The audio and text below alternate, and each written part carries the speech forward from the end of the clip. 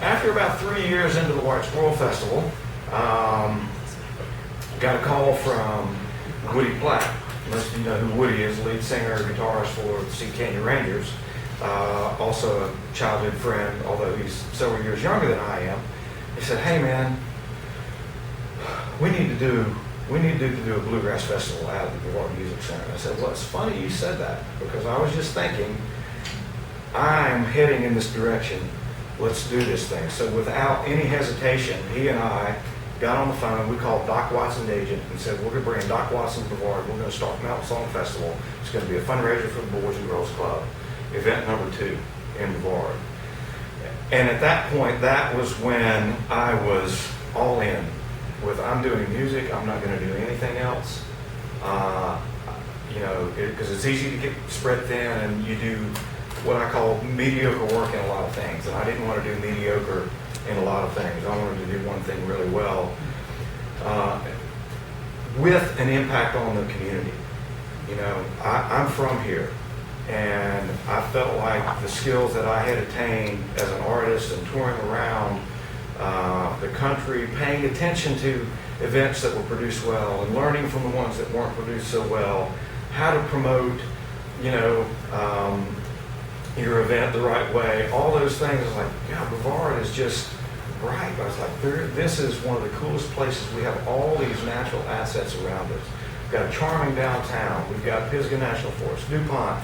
We've got all these lifestyle people that are starting to come to Brevard.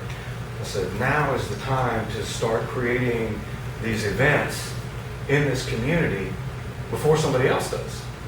Sooner or later somebody else would do it. I said, but I feel like I'm the natural person to be doing this because of my connections to the community. And that is when Mountain Song Productions was born. It's been an interesting ride.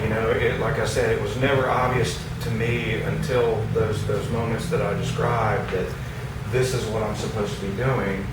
This is what I want to do. I think like I said, I knew I would never work for anybody else, but I never knew exactly what it is that I wanted to do.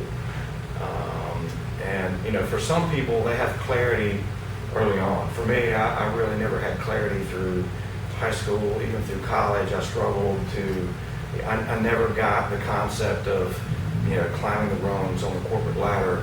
None of that ever appealed to me. So this was, it was really obvious. Once I got into it, it's like, I found my purpose. This is my purpose. And so I'm still doing that now. Like I said, Mountain Song Festival is now in its 10th year. We just finished our 13th year of the White Squirrel Festival. I also produce and promote concerts at the Porter Center here on the campus of Brevard College. And Phil alluded to doing some work on cruise ships. Now, this isn't your typical, fruity drink and Hawaiian shirts, and it's literally a music festival on a cruise ship. There's a company out of Atlanta called Six Man, and basically I partnered with them, and we took our Mountain Song concept and took it on a boat for 2 years.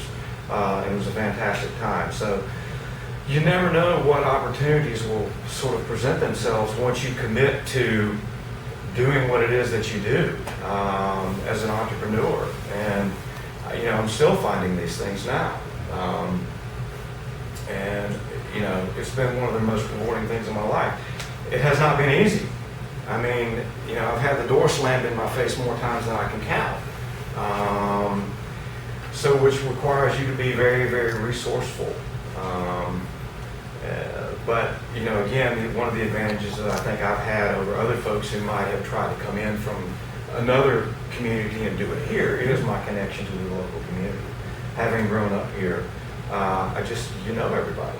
And, when I was having trouble with any given aspect of the event, there were resources readily at hand for me to go and talk to about and get around it. So that's sort of how I got around here, where I am now.